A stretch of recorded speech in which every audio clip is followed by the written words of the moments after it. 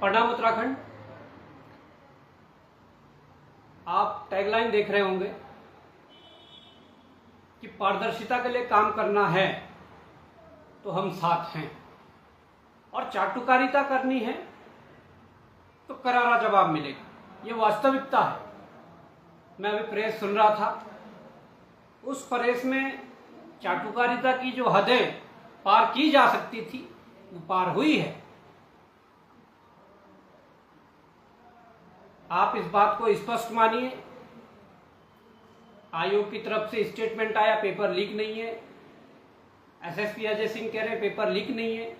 ठीक है, हम भी कह रहे हैं पेपर लीक नहीं है, पर जहां से पेपर बाहर आया है, आप ये कैसे कह सकते हैं कि 2-3 लोगों के पास ये पेपर गया होगा? एक व्यक्ति के लिए कौन इतना बड़ा रिस्क लेगा, ये बड़ा सवाल है। दूसरी बात यह है कि जो एसएसपी के बातों से जो चीजें निकल कर आ रही है, वो मुख्यमंत्री की चरण वंदना करते हुए वो सारी चीजें दिख रही है कि कैसे चरण वंदना की जाती है। मैं तो कहूंगा कि जिस प्रकार की चीजें चल रही है, मुख्यमंत्री धामी ने नकल रोधी कानून आने के बाद अपने भाजपा के कार्यकर्ताओं से पूरे प्रदेश के गांव-गांव में, पूरे प्रदेश के ब्लॉकों में, मंडलों में नकल रोधी कानून के नारे लगाए, नकल रोधी कानून जिंदाबाद। ठीक है, उस बात को मान लिया, ठीक है। उसके बाद उस चीज के लिए कई कुमाऊनी गाने, कई गढ़वाली गाने, कई हिंदी गाने बनवाए गए, पर नतीजा क्या निकला? और आज जब चीजें सामने आने लगी, आज जब चीजें बाहर आने लगी, तो उसको दबाने के लिए फिर वही प्रयास किया जा रहा है जो पूर्व में जब भर्ती घोटाले हुए थे, जो तब उनको दबाने के लिए किया जा रहा है। आज पुलिस कहती है, इनका कानून कहता है कि जो अफवाह फैलाएंगे उन पर कार्रवाई होगी। क्या जो तो तथ्य साफ है, जो तथ्य सच्चे हैं, क्या तुम उन पर कार्रवाई करना चाहोगे? अगर तुम्हारा कानून इतना मजबूत है, तुम्हारे अंदर इतनी कुव्वत है, तो तुम बॉबी पवार पर कार्रवाई करना। बॉबी पवार ने सबसे पहले उसे वायरल किया। तुम ये डराकर, अजय सिंह जी क्या बोल रहे हैं कि कल युवा अगर आंदोलन में जाएंगे, पूर्व में मुकदमे हुए, सारी चीजें हुई, मुकदमों के डर दिखाकर युवाओं के भविष्य को खत्म करना चाहते हो। मुकदमों का डर दिखाकर युवाओं को अपने अधिकारों की आवाज उठाने से डराना चाहते हो। इस प्रकार की जो ये बात है, ये हमें तो पची नहीं, पर मुझे लगता है कि कई युवाओं को पचेगी नहीं। तुम क्या सोचते हो कि तुम वर्दी का रौब दिखाकर, तुम अपने कानून का रौब दिखाकर, तुम सत्ता का रौब दिखाकर तुम युवाओं को डराओगे? डराओ, कितने युवाओं को डरा सकते हैं। इसी डराने के चक्कर में बॉबी पवार तैयार हुआ। तुम्हारा यदि यही रवैया रहा कि हम मुकदमेबाजी करेंगे, हम जेल भेजेंगे, हजारों बॉबी पवार तैयार होंगे। इस बात का ध्यान रखना। हमारी शराफत का तुम फायदा उठाओगे। हम हर बार, हमारे पास चीजें आती है, हम हर बार कोऑपरेट करते हैं कि इनके जड़ तक पहुंचा जाए, जो यहां के युवाओं के भविष्य को बेच रहे हैं, और तुम उसका गलत फायदा उठाते हो। जांच करनी है तो जांच के तरीके से करो, ईमानदारी से करो, निष्पक्षता से करो। जिस दिन उगलना होगा हम उगलेंगे कि किस पुलिस अधिकारी को हाकम सिंह के अंदर तक की चीजें बताई थी, किस पुलिस अधिकारी को हाकम सिंह की तिजोरी तक बताई थी कि इस तिजोरी में पैसे हैं। हमें उगलना होगा तो हम उगलेंगे। और हुआ क्या? हाकम सिंह थाईलैंड से आया, एयरपोर्ट पर नहीं उठाया गया, क्योंकि उसे भेजा गया ऊपर रिजॉर्ट में, 3-4 दिन वहां रखा गया, सारी चीजें सेटलमेंट कर सके।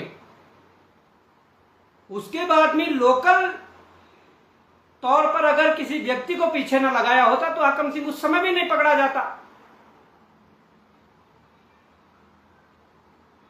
जिस प्रकार की जो चीजें ये आई है, जिस प्रकार की ये घटना है, तुम्हारा कानून तो सीधा सीधा ये कहता है कि अगर कोई व्यक्ति परीक्षा के शुचिता के बारे में, पेपर आउट के बारे में, नकल के बारे में कुछ कहेगा तो उस पर कार्रवाई करेंगे। तो बहुत सच्चा तुम्हारा कानून है, बहुत अच्छा कानून है। ऐसे कानून की कोई जरूरत नहीं है कि जो तथ्य बताने वालों पर कार्रवाई करें। और ये पहला एग्जाम्पल नहीं होगा। जब पिछले बार पटवारी का पेपर हुआ, बड़कोट के एक युवा अरुण का जब पेपर की सील खुली हुई थी, उसने सिर्फ अपने पेपर की सील के बारे में बताया कि मेरी पेपर की सील टूटी हुई, तुमने उस पर मुकदमा करा। इससे साफ ये संदेश जाता है कि उत्तराखंड सरकार, धामी सरकार परीक्षा माफियाओं पर नकेल नहीं कसना चाहती है।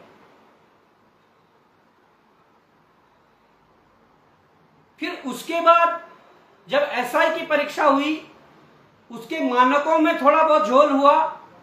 उस संबंध में बिट्टू वर्मा के द्वारा पोस्ट डाली गई, तुमने उस पर मुकदमा किया, जबकि वो झोल जिस मानक की बात की गई थी, उन मानकों को हफ्ते भर में आयोग ने ठीक कर दिया था।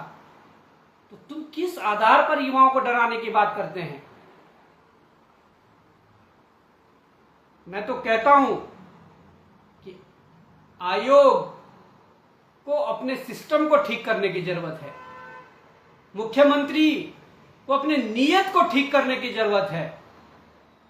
जिस प्रकार से जो मैनेजमेंट तुम्हारा चल रहा है, जिस प्रकार से मैनेज चीजें चल रही है, उस आधार पर पारदर्शिता कभी नहीं आ सकती,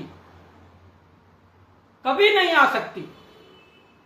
जो युवा आज 25 साल की वर्ष में अपनी परीक्षाएं दे रहा होगा, तुम्हारा रवैया ये रहा, वो 40 साल का हो जाएगा पर पारदर्शिता नहीं आएगी। क्या तुम लोगों के बच्चे नहीं हैं? क्या तुम्हारे अंदर इतनी मानवता नहीं है कि इतना बड़ा खिलवाड़ प्रदेश के युवाओं के साथ हो रहा है और तुम इसको गंभीरता से लें?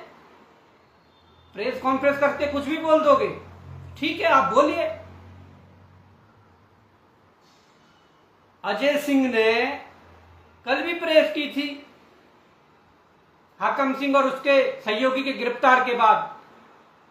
उसके बाद बताया गया कि सारी चीजें ठीक हो गई, सारी चीजें ठीक है, शुचिता भंग नहीं हुई, अलाना नहीं हुआ, फलाना नहीं हुआ, ढिमका नहीं हुआ, ठीक है। उसके बाद आज चीजें बाहर आई। आज दिन भर चीजें चलती रही। अभी शाम को आयोग के अध्यक्ष, एसएसपी और ये तमाम प्रकार के प्रेस करते हैं, कहते हैं कि शुचिता भंग नहीं हुई, ठीक है, 2-3 लोगों के पास ये सर्कुलेट हुआ, सारी चीजें हैं। क्या गारंटी है? बताइए, क्या गारंटी है? आप हमें ये बता दीजिए कि अगर आप हमें इतना अधिकार दे सकते हैं कि जो चीजें हुई हमें अपने अनुसार जांच करने दीजिए, हम प्राइवेट जो लैब होगी उस लैब से इसकी जांच करवाएंगे कि चीजें कहां तक कैसी चली है। फिर आपकी जो रिपोर्ट होगी, जांच रिपोर्ट, वो प्राइवेट वाली जांच रिपोर्ट से हम मैच करवाएंगे, तब आप देखना कि क्या होता है, क्या नहीं होता है। आप कह रहे हैं इसके लिए एसआईटी गठित हो गई, टीम गठित हो गई, सारी चीजें चल रही है। मैं पूछना चाहूंगा मुख्यमंत्री धामी से, पूर्व के परीक्षा घोटालों में आपके द्वारा जो जांचें समितियां गठित की गई थी, उन लोगों की जांच कहां तक पहुंची? कितनी जांचें फाइनल हुई? उन जांचों में निकलकर क्या आया? खिलवाड़ उत्तराखंड के युवाओं के साथ, खिलवाड़ यहां के सीधे साधे लोगों के साथ, कब तक? मैं तो यही कहना चाहूंगा कि जिस प्रकार से ये चीजें हुई है, इसमें अगर उत्तराखंड का युवा आवाज उठाना चाह रहा है, कुछ पारदर्शिता की बातें करना चाह रहा है, उनके साथ कोऑपरेट करके आगे बढ़ा जा सकता है। उनकी बात को मानकर पारदर्शिताएं लाई जा सकती है। अगर तुम अपनी हनक में रहे तो ठीक है, आप रह लीजिए, आप अपने हनक में रह लीजिए, समय आएगा जवाब दिया जाएगा। जो चाटुकारिता करते हैं नेताओं की, मुख्यमंत्रियों की और पार्टियों की, सबक सिखाया जाएगा,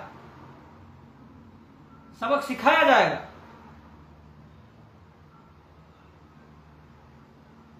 सच्ची नीयत की जरूरत होती है। क्या गुमराह कर रहे हैं तुम कि पुलिस स्टेशन चले जाते हैं और सारी चीजें हो जाती। पुलिस स्टेशन पर जब भरोसा नहीं रहा कैसे चले जाते। जब मैं खुद अपने जुबान से बोल रहा हूं कि यह तक बताया गया था कि हाकम सिंह के पैसे किस तिजोरी में रखे हुए हैं, किस लॉकर में रखे हुए हैं, तुमने तब भी कुछ नहीं उखाड़ पाए, तो तुम पर भरोसा किसे होगा। तुम कहते हो कि वो पुलिस स्टेशन चले जाती, क्या पुलिस स्टेशन से ये सारी चीजें सामने आ जाती। हर बार मुद्दों को दबाया गया, हर बार तथ्यों को दबाया गया, पर मैं कहना चाहता हूं ये लड़ाई किसी की व्यक्तिगत लड़ाई नहीं है। ये ऐसी लड़ाई है कि जहां हर एक युवा जुड़ा हुआ है, ये ऐसी लड़ाई है जहां हर एक मां बाप जुड़ा हुआ है, ये ऐसी लड़ाई है जहां हर एक परिवार जुड़ा हुआ है।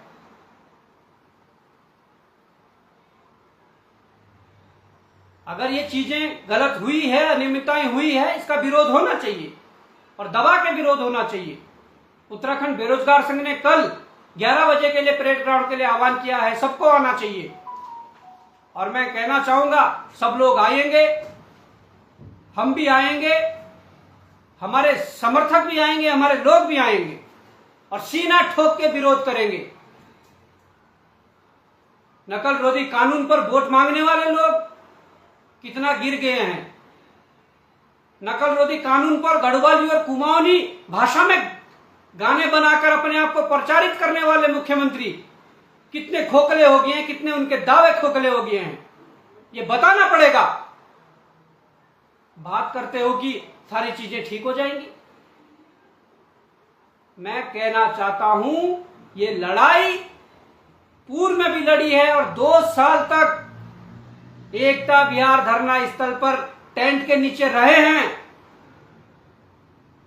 मच्छरों में खाए हैं, दाल चावल खाकर पूरी रातें बिताई है,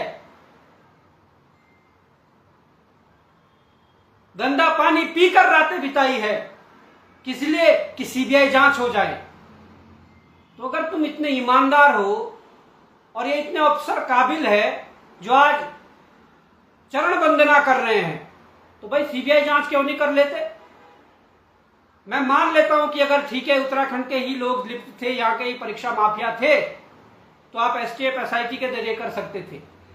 जब पूर्व में राजस्थान से गिरफ्तारियां हो गई थी, उत्तर प्रदेश से गिरफ्तारियां हो गई थी, मध्य प्रदेश से गिरफ्तारियां हो गई थी, सीबीआई जांच कराने में क्या दिक्कत है।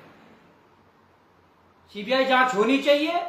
इसके अलावा तुमने जो कल प्रेस कॉन्फ्रेंस की थी उसमें सोचा कि समेट के इसको इस तरीके से हम रोल अप करें कि मुद्दा डाइवर्ट हो जाए। ठीक है, वो डाइवर्ट भी हो गया था, पर सुबह सुबह खुल गया। आज तुमने फिर इसको कोशिश की कि इसको पूरी तरीके से डाइवर्ट किया जाए, पर मैं दावे के साथ कहता हूं तुम इसको डाइवर्ट कर दो, कल के दिन कुछ दिनों में पूरा मुद्दा खुलकर रहेगा। एक एक अधिकारी हो, कर्मचारी हो या पुलिस अधिकारी हो, नंगा किया जाएगा। इस बात का ध्यान रखना। हमें पीड़ा होती है क्योंकि हमने झेला उस चीज को। हमें पीड़ा इसलिए होती है कि लोग ऐसी कमरों में बैठकर आराम से सोते थे, रजाई गद्दा लेकर सोते थे, हम तिरपाल के नीचे मच्छरों को काटते हुए सोए हैं। लोग अपने घर में रोटी सब्जी खाते थे, हम लोग दाल भात खाकर जीवित रहे। 2 साल तक सीबीआई जांच के लिए संघर्ष किया, इसलिए दुख होता है। और तुम कहते हो कि जो इस पर कोई तथ्य डालेगा, जो भ्रामक डालेगा उस पर कार्रवाई करेंगे।